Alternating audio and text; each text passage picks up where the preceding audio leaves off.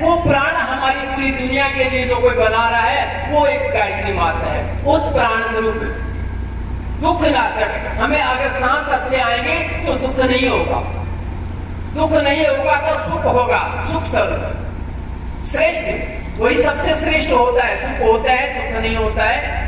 सांस अच्छे आते हैं, सुख सबसे श्रेष्ठ होता है। तेजस्वी, वही तेजस्वी होता है। पाप नाशक, पाप नाशक हमें सभी को पता नहीं होता है पाप क्या होता है, पुण्य क्या होता है।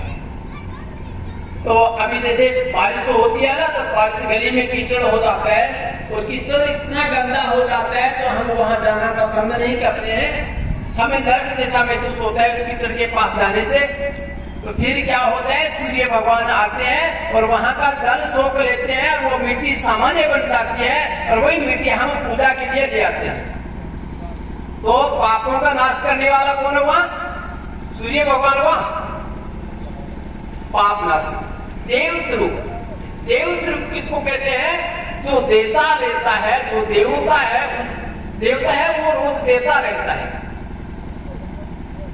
देवता तो बहुत सारे बना रखे हैं, अलग अलग विनम्र है लोगों की कहते हैं कि वो हमारा कुछ ये नहीं करेगा तो तेरा बच्चा टेढ़ा चलने लग जाएगा, तेरा बच्चा टेढ़ा देखने लग जाएगा, तेरा बच्चा बोलना बंद कर देगा, सुनना बंद कर देगा। कोई कहता है अगर स्वाम ही नहीं करेगा तो मेरे को जानवर नहीं चढ़ाएगा तो ऐसा हो जाएगा, पर ऐसा कुछ नहीं है, ऐसा देवता कभी नहीं करता। देवता तो देता ही रहता है, इसीलिए सूर्य भगवान को देवता कहते हैं। सूर्य भगवान क्या देते हैं? समुद्र हमें सभी को पता है खारा होता है और समुद्र में सूर्य भगवान ने पता नहीं कौन सी फैक्ट्री लगा रखी है, वहां से मीठा जल उठाते हैं और हमें बारिश के द्वारा हमें रात में जो जल बरसा है वो सभी को पता है मीठा जल है।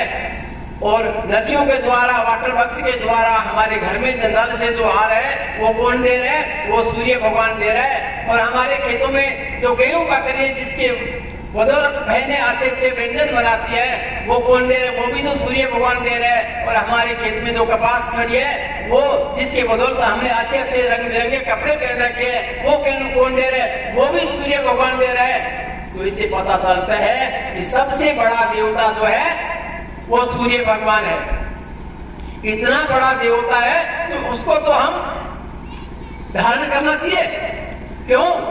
कि वह परमात्मा हमारी बुद्धि को सन्मार्ग में प्रेरित करे।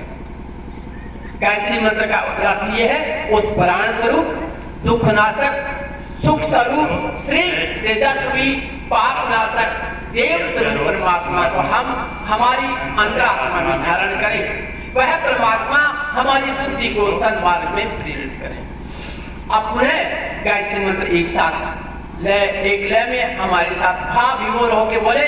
वो परमात्मा हमारी आवाज सुन ले कि हमारे बेटे बेटी आज मेरा नाम ले रहे हैं। आइए पुनः एक बार गायत्री मंत्र बोलेंगे।